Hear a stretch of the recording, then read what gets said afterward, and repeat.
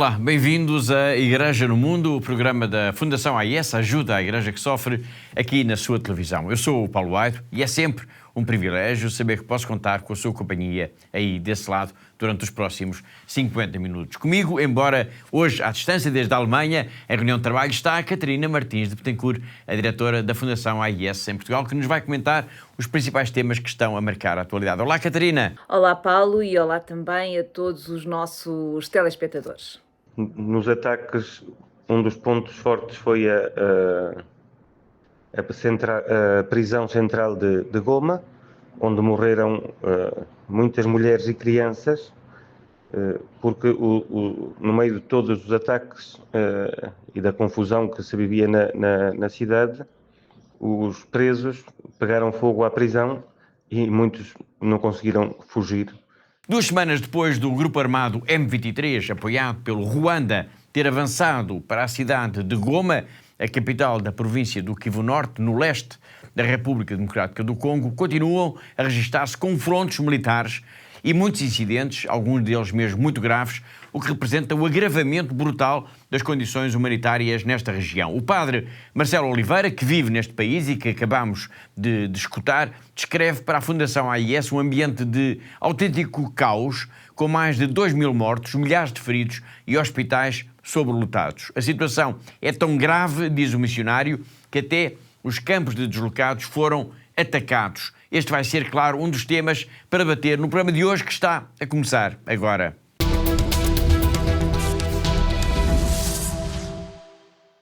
Mas vamos começar pelo Burkina Faso, de onde nos chega uma notícia, o assassinato de 2 catequistas, notícia que é um sinal da enorme instabilidade que se vive nesta região de África e também da enorme precariedade em que se encontram as comunidades cristãs. Já iremos falar disso, para já vamos aos factos. Os 2 catequistas foram assassinados onde e quando, Catarina? Bom, Paulo, eles foram assassinados numa estrada perto da localidade de Bonduki, que está situada na diocese de Dogo. As vítimas pertenciam à paróquia do Ucara e foram mortas no passado dia 25 de janeiro, quando regressavam, foram mortas por 2 homens armados, quando regressavam a casa depois de uma sessão de formação. Também é importante nós dizermos aqui, Paulo, aos nossos telespectadores, que havia mais 2 catequistas, que tal como os que foram mortos também seguiam de motorizada, mas que tiveram mais sorte porque conseguiram fugir e conseguiram esconder-se na floresta. Temos, portanto, 4 catequistas que vinham de uma ação de formação e que foram atacados por homens armados. 2 deles conseguiram fugir, mas os outros 2 não. Foram, então, apanhados e assassinados em plena estrada. E tudo isto na diocese de Dédogo. Falamos de homens armados, eles eram terroristas, Catarina? Bom, não se sabe, Paulo. As autoridades policiais até agora não deram ainda uma resposta cabal para aquilo que aconteceu. Portanto, logo após ter sido conhecido este caso, este assassinato destes 2 catequistas, o comissário local da polícia reconheceu que, de facto, na zona há cada vez mais ataques contra as populações, mas que há também por ali muitos bandidos que se fazem passar precisamente por terroristas, porque assim provocam mais medo e isso vai facilitar-lhes, claro, os assaltos que possam praticar. Infelizmente, este não é um caso isolado de violência, de ataque a catequistas no Burkina Faso. No relatório sobre a perseguição aos cristãos no mundo, relatório da Fundação AIS, que foi publicado em novembro do ano passado, relata-se um outro caso ocorrido em abril. Sim, em abril vai fazer daqui a pouco um ano, Paulo, portanto, Eduard Zoetegia, um catequista que exercia o seu ministério já há cerca de 2 décadas, foi também raptado e foi morto no dia 18 de abril por terroristas Fulani, perto de Saatenga, no sudoeste do país, Paulo.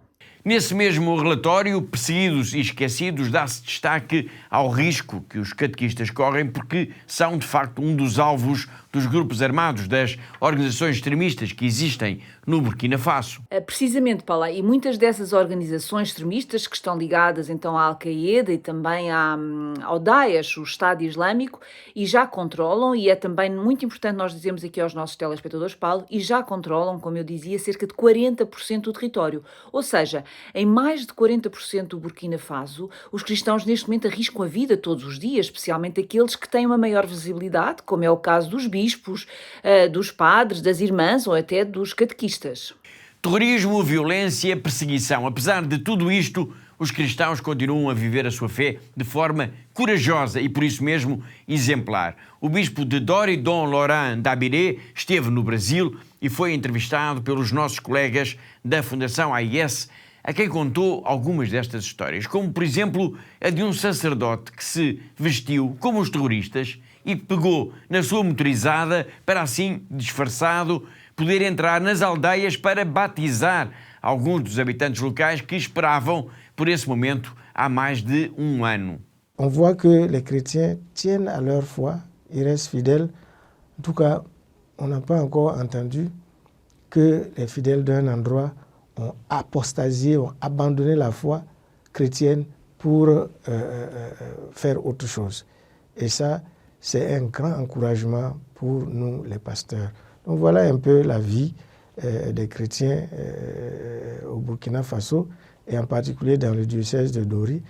Même là où les gens ne peuvent pas se déplacer, il y a des papas et mamans catéchistes qui enseignent le catéchisme aux enfants. Et puis, un jour, si un prêtre réussit à passer, il baptise, il confirme, il donne la première communion. Alors, une fois, j'ai eu un prêtre, il a pris des risques, mais après, c'était très marrant, rigolo pour nous tous. Il s'est habillé comme un terroriste.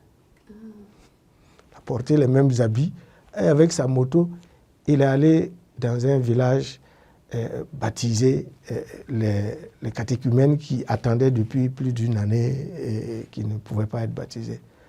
Alors bon, je lui ai dit de ne pas refaire ça, mais nous étions contents qu'il ait eu cette idée. Donc pour vous dire que les gens sont créatifs pour pouvoir continuer à vivre leur foi.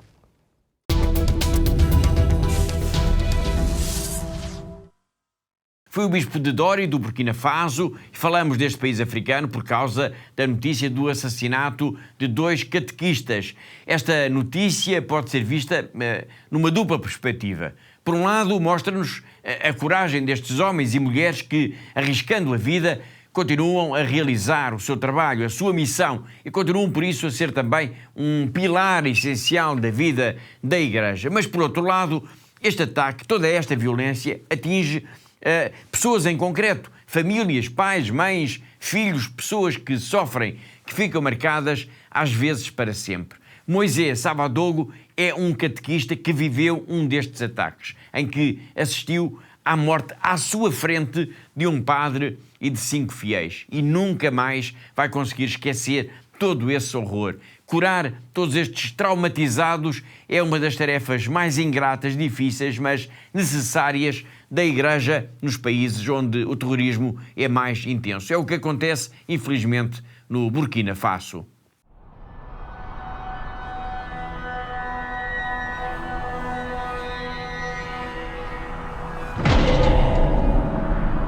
Dinde sin wanta wa mesa sit singa wa mi sing dal fan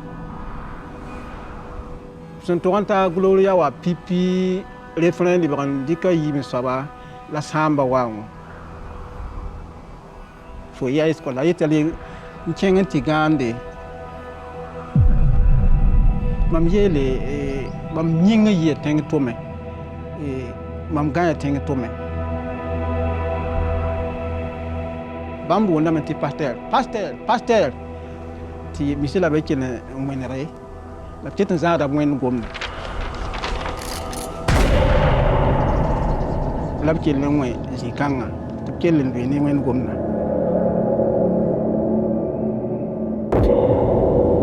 patron eta panam c'est puisque dans un piste pour les ni ça la keten sabram.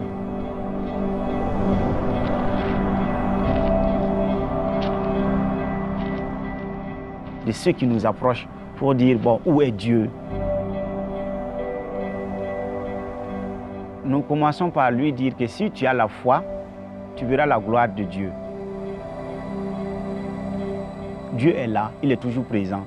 Même dans notre souffrance, nous ne sommes jamais seuls si nous croyons en lui. La prière est l'arme la plus efficace en tout. Nous sommes avec vous, dites-nous ce qui ne va pas, comment on peut vous aider Et la personne arrive souvent à dire ce dont elle a besoin et nous, à ce moment, on essaie de combler ce manque-là.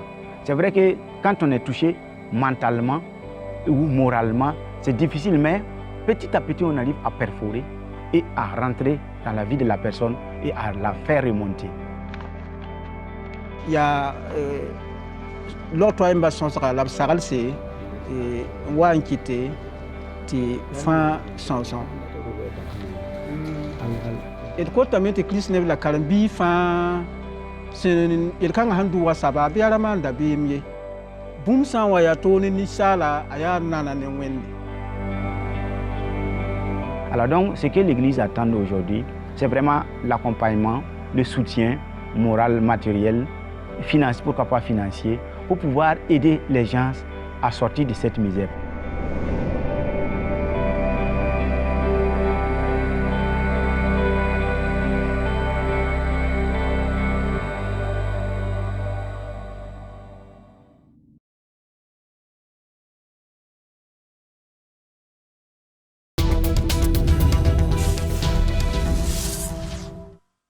Na semana passada nós falámos aqui do Sudão do Sul, a propósito da situação difícil em que se encontram os refugiados que fogem da guerra no vizinho Sudão.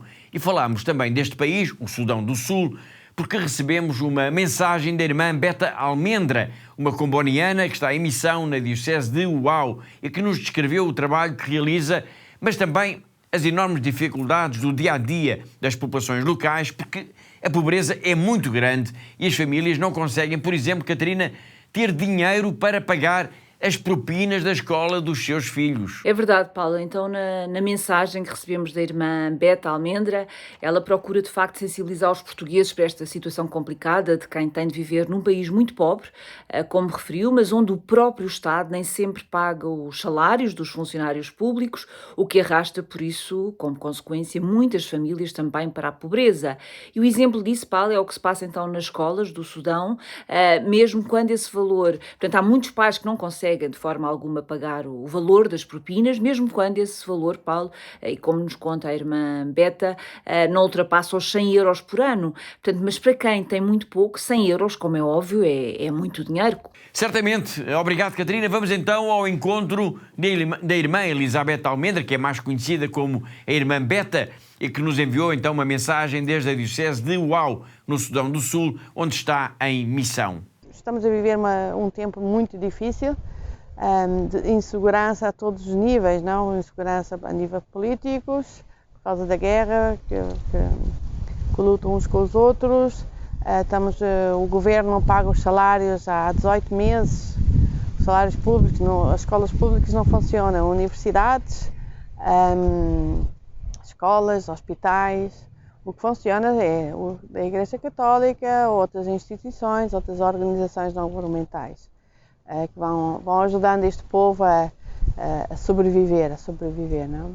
Mas realmente janeiro é um mês muito difícil, também porque as escolas abrem, há que pagar as propinas, porque não é grátis, há que pagar as propinas e quase 100 dólares por ano. 100 dólares por ano pode não ser muito, mas é muito para esta gente que não tem um salário, não tem um trabalho. Realmente encontrar 100 dólares para os filhos todos estudarem. Pois são famílias sempre muito numerosas e realmente é um grande desafio.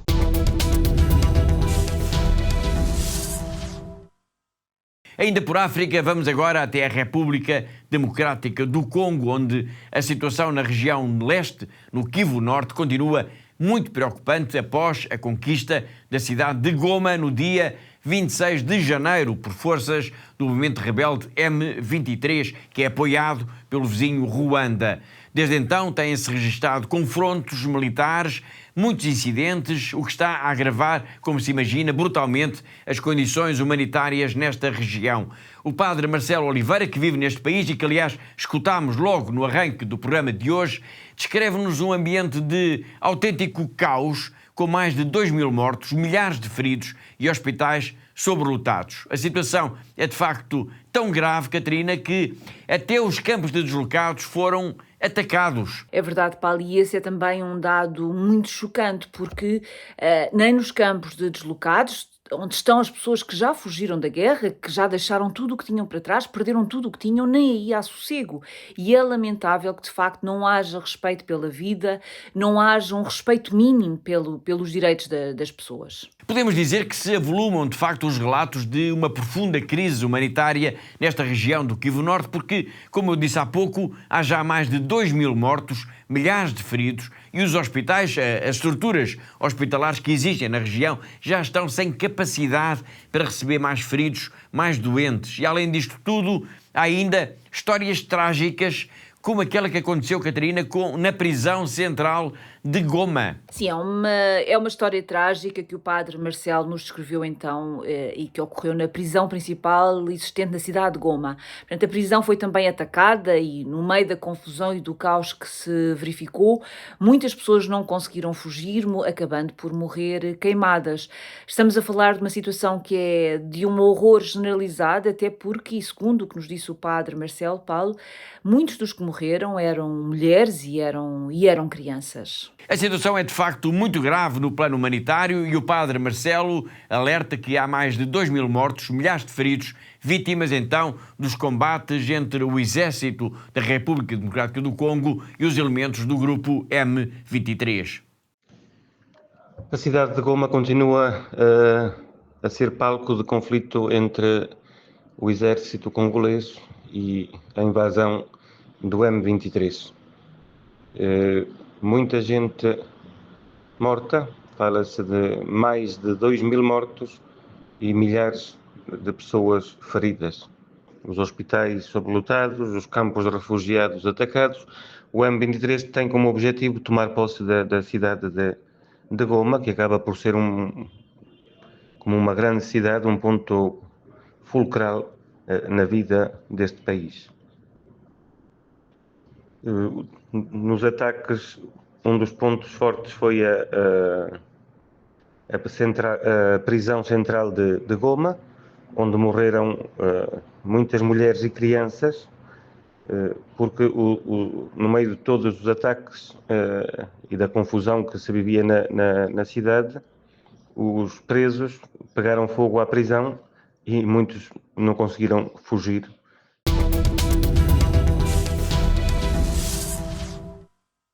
O padre Marcelo Oliveira, que estamos a escutar numa mensagem áudio enviada para a Fundação AIS em Lisboa, diz que no meio desta guerra tudo está muito difícil para os habitantes de Goma, a começar pelo facto de o aeroporto, que é a única via para se fazer chegar ajuda humanitária, estar fechado. No meio de todos os ataques e da confusão que se vivia na cidade, os presos pegaram fogo à prisão e muitos não conseguiram fugir, e de modo que o que aconteceu foram queimados no fogo, que era, no fundo, uma tentativa de evasão, e de facto depois todo o resto que conseguiu fugir. Atualmente o aeroporto de Goma está fechado, a torre de controle foi vandalizada, as salas, material levado. Pressupõe-se que possam haver ainda balas, bombas, que continuam a estar ativas e, portanto, terá que ser feito um estudo para poder reabilitar este aeroporto, que acaba por ser a única via para fazer chegar a ajuda humanitária, o que se torna muito complicado.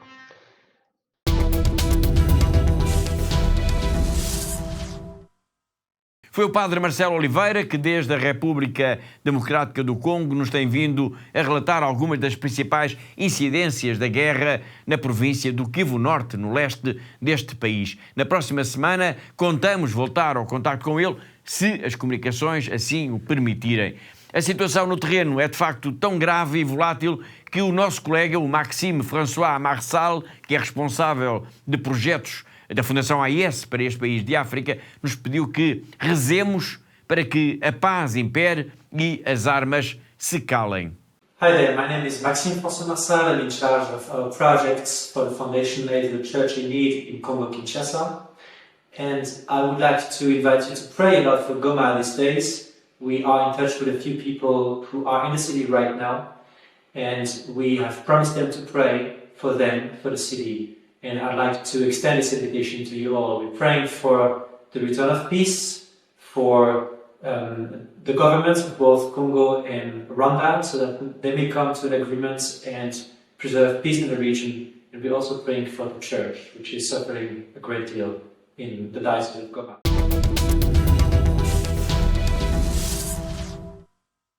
Agora vamos sintonizar a nossa atenção no Quénia. Na semana passada nós escutámos por aqui o padre Filipe Rezende, também ele missionário comboniano, tal como o padre Marcelo Oliveira. E o padre Filipe trouxe-nos um olhar muito interessante sobre a ameaça terrorista que também se faz sentir neste país africano. Ele está neste momento a viver em Portugal, mas fez para nós um exercício, digamos assim, de memória, para nos recordar alguns dos momentos mais significativos que passou então no Quénia. E foram, de facto, muitas as experiências. Sim, Paulo, foram muitas experiências, o que acaba por ser normal para quem vive, como o padre Filipe, 15 anos no Quénia, e durante todo esse tempo o padre Filipe teve muitas experiências, uma delas de primeira evangelização com um povo seminómada, mas também foi pároco, por exemplo, nos arredores de Nairobi, que é a capital do Quénia.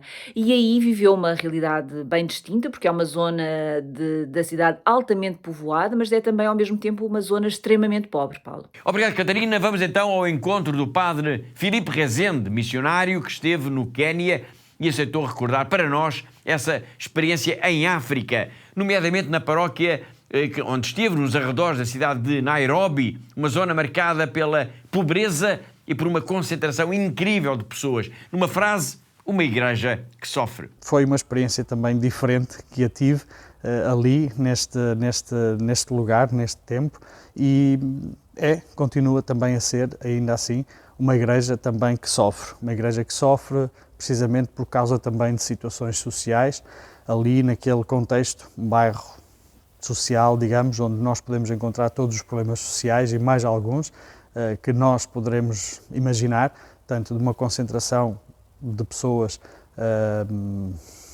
incrível, de pessoas que vivem em condições mesmo muito degradadas, com esgotos a céu aberto, em prédios que depois caem. Durante o meu tempo de serviço nesta paróquia foram 3 os prédios que caíram, vários dos nossos cristãos também morreram, devido também às construções mal feitas.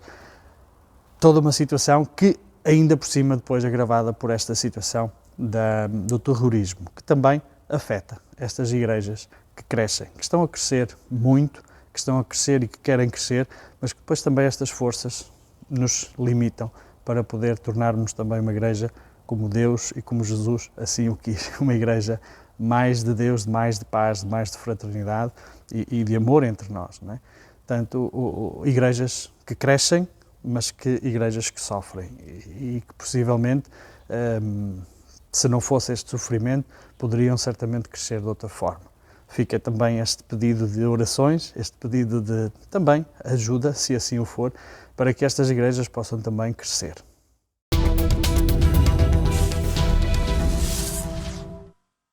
Foi o padre Filipe Rezende a recordar-nos a sua experiência missionária no Quénia e a pedir também as nossas orações e solidariedade para com esta igreja que sofre, para com esta igreja ameaçada pelo terrorismo e pela pobreza. Daqui a pouco nós vamos até à China, vamos ao encontro do nosso correspondente em Macau, mas antes disso apenas uma nota para lembrar que está em curso neste momento aqui em Portugal uma campanha de apoio aos cristãos em Gaza, uma campanha de apoio às 500 pessoas que continuam a viver na paróquia da Sagrada Família ao cuidado do padre Gabriel Romanelli. São 500 pessoas que precisam de ajuda para a sobrevivência no dia-a-dia. São 500 pessoas mais umas dezenas de crianças com deficiência e todos eles precisam de nós, precisam da nossa solidariedade. Nos próximos 40 segundos, são só 40 segundos, vai perceber porque é que a sua ajuda é tão importante, é tão fundamental. No meio da destruição, morte e sofrimento em Gaza, a Paróquia da Sagrada Família é o único lugar de esperança. Mais de 500 famílias estão ali abrigadas, tal como dezenas de crianças com deficiência. A situação é terrível e o padre Gabriel Romanelli, pároco de Gaza, pede a ajuda da Fundação AIS. Está nas nossas mãos a vida de todas estas pessoas. Por favor, ajude-nos a ajudar. Ligue-nos para o 217-544-000 ou visite-nos em fundacal-ais.pt.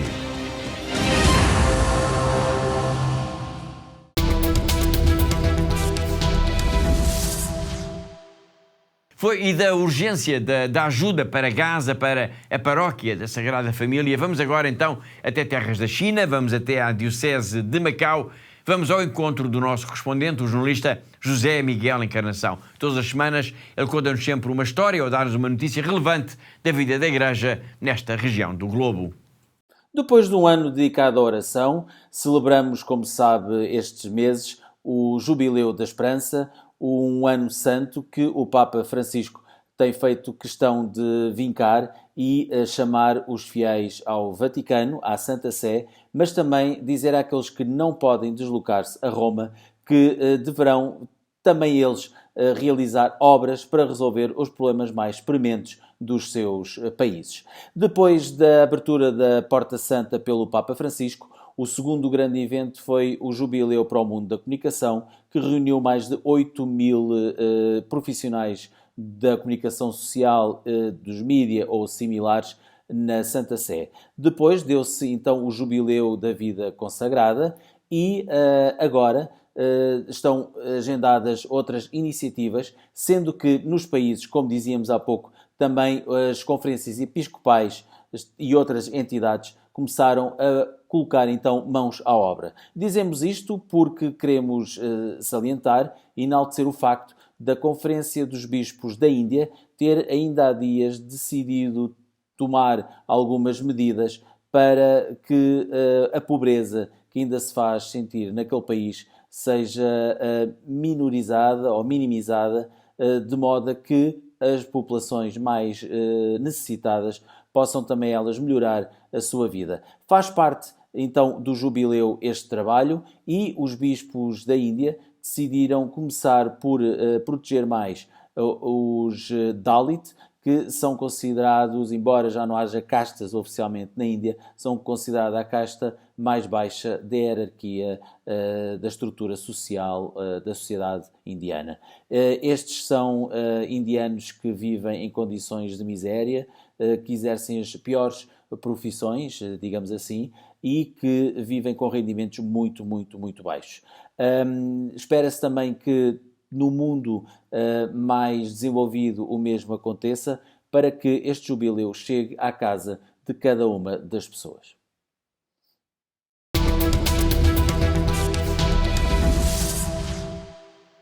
Foi o José Miguel Encarnação, o nosso correspondente em Macau, e assim chegamos ao fim da primeira parte do nosso programa. Na segunda parte nós vamos retomar a grande entrevista, um espaço novo aqui no nosso programa, e em que estamos a escutar Dom Oliver Doemo, bispo de Maiduguri, na Nigéria. Mas além disso vamos falar também da campanha que a Fundação AIS está a promover a nível global nesta Quaresma, uma campanha dedicada aos mártires, à Igreja perseguida. Todos os pormenores sobre esta campanha depois de um breve intervalo. Até já!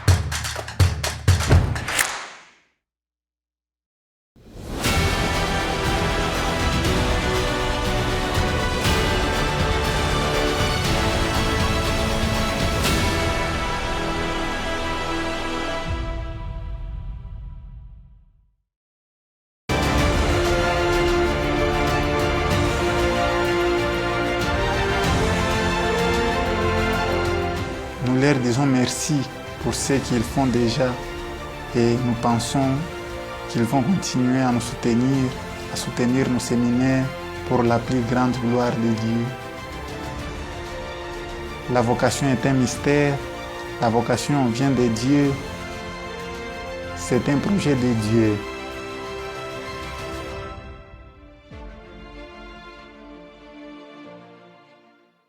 Thank you to all our benefactors. Continúen con esta linda misión de ayudando a la Iglesia en lugares tan sufrientes.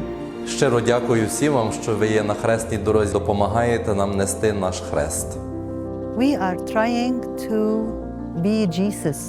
Through your help and support, we are able to bring the gospel to the people. Thank you so much. May God bless you. You are giving us hope and you are putting a smile in our faces. Thank you so much.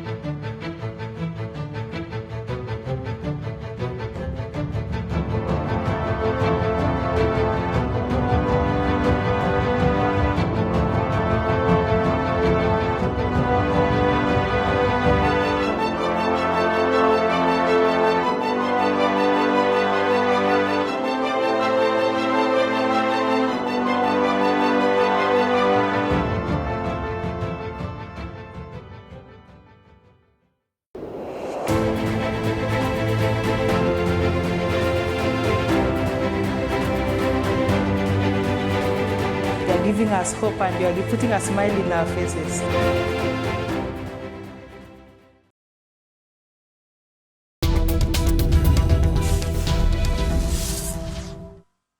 Em pleno século XXI existem pessoas comuns, pessoas como nós, mas que arriscam a vida pela sua fé. São autênticos heróis. Todos os dias, homens, mulheres e até crianças enfrentam a violência e o próprio medo para se manterem fiéis àquilo que é mais importante. Eles merecem o nosso maior respeito e a Fundação AIS existe para eles, para todos eles, para cada um deles.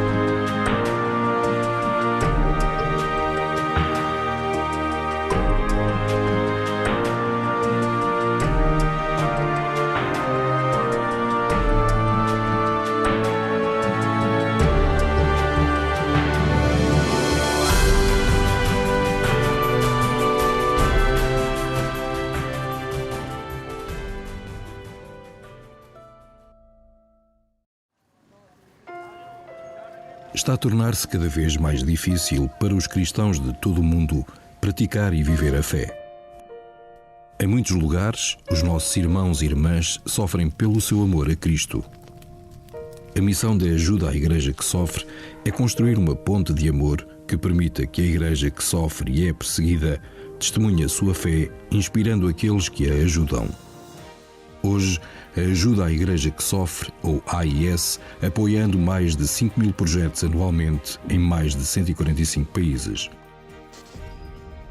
Hoje em dia é necessária muita desta ajuda no Médio Oriente, onde a presença cristã enfrenta uma ameaça existencial. Lá e por todo o mundo, a AIS apoia a construção e a reconstrução de igrejas e onde as comunidades católicas se reúnem para prestar culto, rezar e serem fortalecidas na fé. A AIS apoia anualmente mais de 12.000 religiosas, ajudando-as a viver a sua vocação.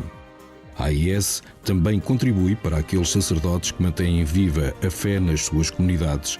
Todos os anos, a AIS apoia a formação de aproximadamente 13.000 destes futuros padres por todo o mundo. A AIS apoia a tradução, impressão e distribuição de mais de 51 milhões de cópias da Bíblia para crianças em 190 línguas. A AIS recebe pedidos de ajuda não só para livros, mas também para estações católicas de rádio e de televisão. A cruz, o sinal da promessa de Deus, tem guiado o trabalho pastoral de ajuda à Igreja que sofre. É a cruz que também tem inspirado os benfeitores da AIS a ajudar aqueles que não conseguem levar as suas cruzes sozinhos. Eles estão a ser testados na fé. Nós estamos a ser testados no amor.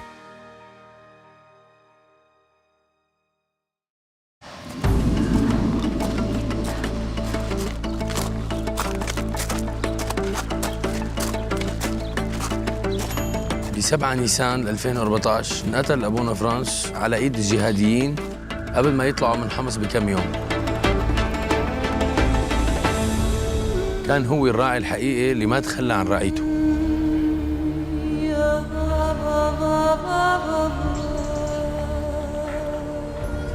هو كان بالنسبة لنا أخ كبير ومعنا دائما، وكان بالنسبة له كل شخص لحاله هو شخص مهم.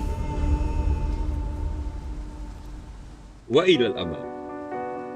إلى الأمام، الكلمة لساتنا لهلا عم نسمعها كان يقلنا إياها أبونا فرانس. وقت كنت صغير مراهق كنت عايش بمدينة حمص. كان أبونا فرانس ياخذنا مسيرات على جبال وادي النصارى.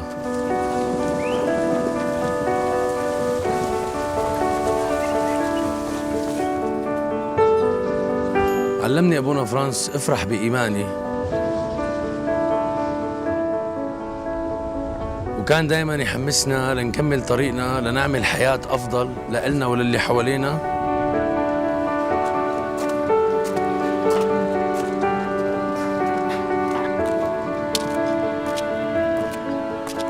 بدون ما نخسر إيماننا. حتى جيرانه الإسلام اللي ضلوا حد الدير ما تركهم، كان يقدم لهم أي شيء بيقدر عليه من أكل ومأوى.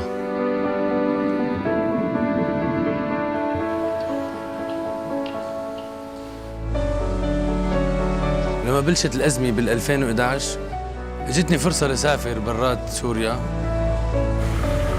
وكنت رح سافر، بس أبونا فرانس ألهمني وضليت وصرت متطوع بخدمة إخواتي السوريين.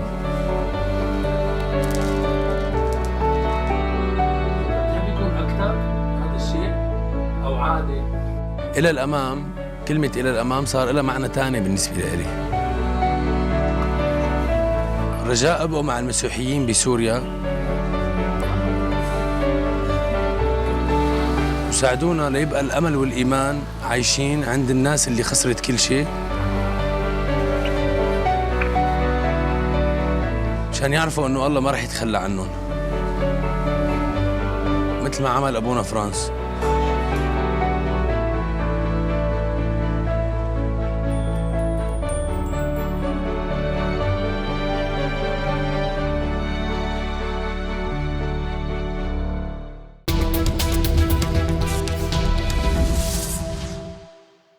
Daqui a pouco vamos retomar a grande entrevista com Dom Oliver Doem, o bispo de Maiduguri, na Nigéria. Entrevista que nos está a acompanhar há já algumas semanas e em que temos vindo a falar do impacto tremendo da atuação do grupo terrorista Boko Haram nesta região norte da Nigéria. O bispo tem-nos contado que os cristãos por ali estão sempre na mira das armas dos terroristas. Mas antes disso, antes da grande entrevista, vamos ainda falar então da campanha da Quaresma da Fundação AIS, campanha que este ano vai ser dedicada, Catarina, aos mártires e há igreja perseguida. Sim, é verdade, Paulo. Portanto, este ano a Quaresma, que irá começar no próximo dia 5 de março, vai ser então dedicada não só aqui em Portugal, mas também nos 23 secretariados da Fundação AIS em todo o mundo. E, portanto, é uma campanha global de sensibilização da opinião pública para esta questão da igreja que sofre. E este ano vamos fazê-lo então com os mártires dos nossos dias, divulgando histórias de mártires do nosso tempo, pois todos eles, Paulo, são sem dúvida um testemunho de esperança nos dias que correm. Bom, já sabemos o tema, digamos assim, da campanha da Quaresma deste ano e já sabemos também que um dos seus propósitos é então a sensibilização da opinião pública. Mas há, além disso, Catarina, outros objetivos? Sim, Paulo, para além de querermos alertar então a sociedade para vários casos de martírio que só acontecem porque a Igreja de facto é perseguida em muitos países do mundo, vamos apoiar então concretamente algumas comunidades religiosas através de projetos como, por exemplo, a construção ou reconstrução de edifícios da Igreja e de estruturas paroquiais, o apoio a programas, por exemplo, para populações que estão traumatizadas pelo terrorismo, apoio à formação de padres, de religiosas e também, Paulo, ainda projetos de emergência para as comunidades cristãs que estão deslocadas ou que estão refugiadas. Esses projetos vão acontecer onde e em que países? Bom, são 20 países, Paulo, e muitos deles são tema frequente aqui dos nossos programas de televisão e os nossos telespectadores já estão familiarizados com estas realidades. Portanto, é o caso, por exemplo, do Burkina Faso, da Nigéria ou de Moçambique, mas também, por exemplo, do Paquistão, do Sri Lanka, do México ou então a Síria, entre outros, como é óbvio. Obrigado, Catarina. Ao longo, então, das próximas semanas, ao longo, aliás, de toda a Quaresma, nós vamos falar desta campanha, dos países e projetos que irão ser apoiados e vamos conhecer mesmo algumas histórias exemplares de mártires, de homens e mulheres do nosso tempo. Nós preparámos uma peça para levantarmos, digamos assim, um pouco o véu do que vai ser esta campanha. Vamos ver.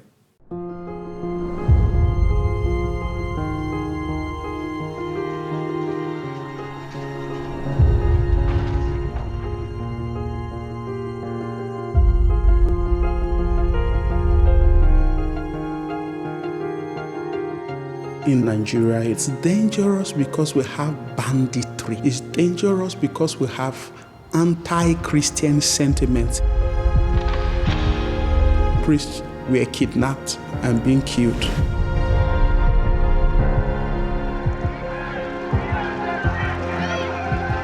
In Pakistan, some extremist groups exploit religious sentiments to justify forced conversions. False allegations of blasphemy, mob attacks, lynching, vandalizing churches, even attack on graveyards.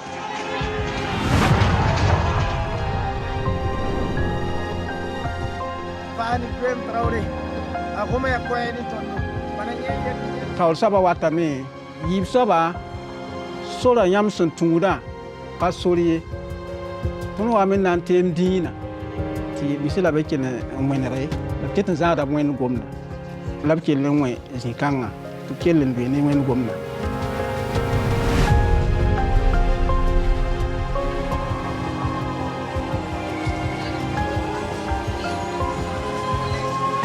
More than 100 people died in one particular church because of the bomb blast. I could not believe what I saw. It was all over the bodies of the people. We played Stop This Killing.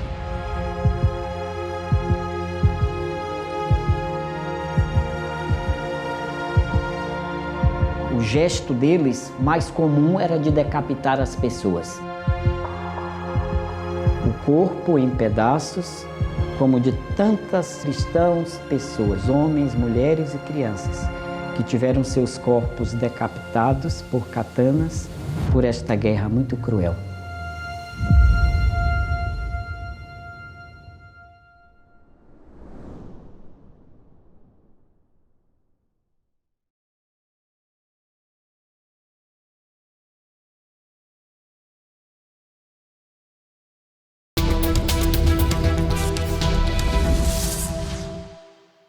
E chegamos então à grande entrevista, o espaço novo aqui em Igreja no Mundo, e em que procuramos escutar figuras de relevo da Igreja, desta Igreja que sofre, que é perseguida, que tem tantos mártires, mesmo nos dias de hoje, como aliás acabámos agora de ver. O convidado da grande entrevista é, já desde há algumas semanas, Dom Oliver Dowem, o bispo de Maiduguri, uma diocese no norte da Nigéria. E hoje, nem de propósito, ele fala-nos desses heróis da fé moldados em tempos de adversidade e diz-nos que sente que há agora, talvez por causa da perseguição, um maior fervor religioso e relata mesmo histórias incríveis. Incríveis mesmo, Paulo, porque ele conta então que na sua diocese, que fica no norte da Nigéria, portanto mesmo no coração da atuação deste grupo terrorista, o Boko Haram, portanto ele diz que na sua diocese aumentou em muito o número de fiéis que agora querem casar pela igreja, que aumentou em muito o número de pessoas que recebem a comunhão e até aumentou de uma forma impressionante o número daqueles que procuram os sacerdotes para se confessarem. Confissões que às vezes, Catarina, duram horas. Sim, é verdade, o bispo de Maiduguri diz que tudo isto é o resultado direto então da perseguição destes grupos terroristas, destes grupos jihadistas aos cristãos. Portanto, ele lembra ainda que no seu país, Paulo, como é em geral em toda a África, as igrejas estão sempre cheias de fiéis durante a missa, estão sempre cheias de fiéis, há muitas crianças, ao contrário do que acontece normalmente aqui na Europa, na nossa região. Sim, é de facto um contraste imenso ver templos lindos, cheios de história aqui na Europa, mas vazios tantas vezes de crentes. E ver em África igrejas, por vezes apenas capelas rudimentares, cheias de fiéis, cheias de pessoas que vibram com a sua fé. Bom, vamos então ao encontro de Dom Oliver Dowem, bispo de Maiduguri, na Nigéria. É a grande entrevista aqui no seu programa de televisão. The crisis has made many of our members to embrace the sacraments of baptism, First Holy Communion, confirmation, marriage, confession, and so on and so forth. There are many of them who had not married, a good number who did not marry in the church. But with the advent of Boko Haram crisis, many of them solemnize their marriages. And so we have a very big increase in those who receive communion. Now, if you are talking in terms of confession, if a priest sits in the confessional, you will take hours listening to the confession of the people. I recall in one of the communities one of the parishes where our people came back from where they were staying when the crisis was very severe. And so they had just come back. So I went there with four priests to celebrate Mass for them. But we started with confession. Let me tell you that confession took each of us 2 hours. Multiply that by 5. They took of 10 hours.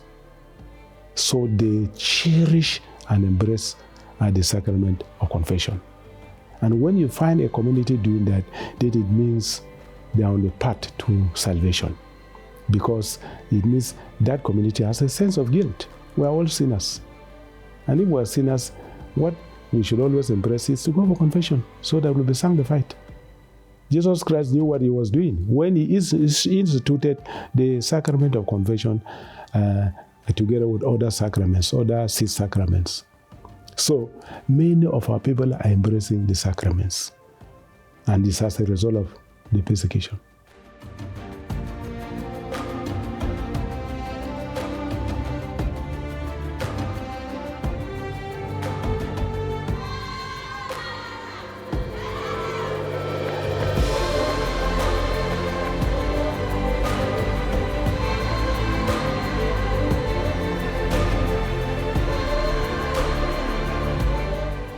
In terms of spiritual activities, as I've already told you, even at the Marian devotions level, you find many of our people coming out for these Marian devotions, both at the diocesan, parish, and family levels. They come out. Now, for masses, you find them, our churches are not as empty as you have them here in Europe. You go for one mass and then you have thousands of people. Children are always there. In fact, we have separate buses for children because they will create a lot of confusion in the church where they're running up and down. So we have a separate listen for them. And then adults alone, you will see the church is packed filled with people. And it's because they're displaying their own faith in action.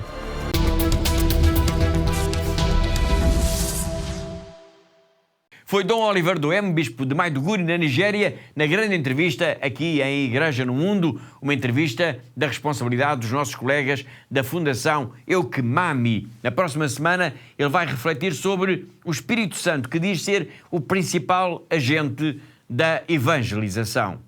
One of the wonderful things about conversion is that it's not by force. Some other persons, some other religions would want to use force, but you will never progress in the area of conversion when you use force. Ours is to show love, mercy, kindness, and compassion towards humanity. The principal agent of evangelization is the Holy Spirit.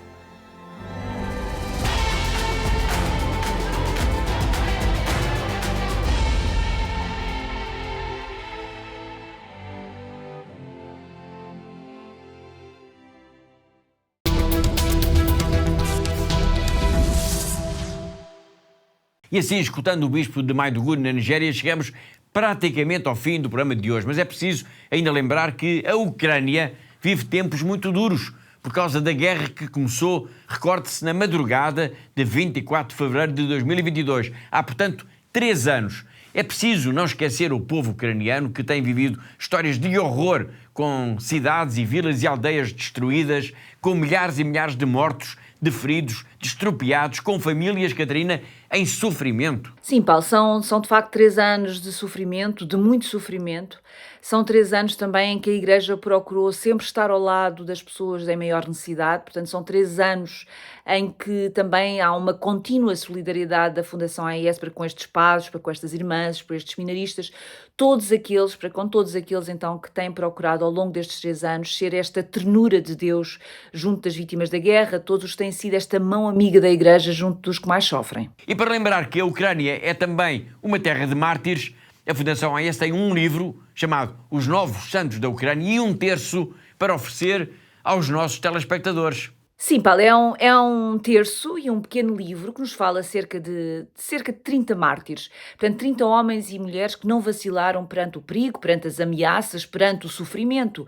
E nestes 3 anos de guerra, Paulo, seguramente que as histórias destes novos santos inspiraram já milhões de ucranianos. Portanto, é uma oferta nossa para que todos possam então rezar o terço com estes santos, para que possam rezar então por este povo tão sofrido da Ucrânia. Quem quiser receber o livro e o terço, Catarina, o que é que tem de fazer? Bom, Paulo, quem desejar receber então este livro e este terço só tem de nos telefonar, nos contactar, para dar a sua morada, para podermos então enviar o terço e o livro pelo correio. O nosso número de telefone está a passar em rodapé, mas é o 217544000 e, portanto, volto a sublinhar, Paulo, que o terço e o livro são totalmente gratuitos, mas atenção que isto é apenas válido para Portugal. Portanto, desafio a quem nos está a ver lá em casa para entrar em contato connosco, para lhe oferecermos então este livro sobre estes mártires da Ucrânia e 1/3 para rezarmos juntos então pela paz na Ucrânia e pela paz no mundo. Obrigado, Catarina, e com este convite então para receber em casa 1/3 e o livro Os Novos Santos da Ucrânia, chegamos então ao fim do programa de hoje. Todas as semanas nós marcamos encontro aqui. Porquê? Porque há uma igreja que precisa da nossa ajuda. Lembro que todas as notícias, tudo o que diz respeito à missão, ao trabalho, ao dia-a-dia da Fundação AIS está sempre disponível para leitura, para consulta na nossa página na internet em fundação-ais.pt. Resta-me agradecer a colaboração da Catarina, a diretora da Fundação AIS em Portugal, hoje desde a Alemanha, assim como todos os que ajudaram a produzir, a editar e a levar até si este programa. Despeço-me com amizade. Até para a semana, se Deus quiser.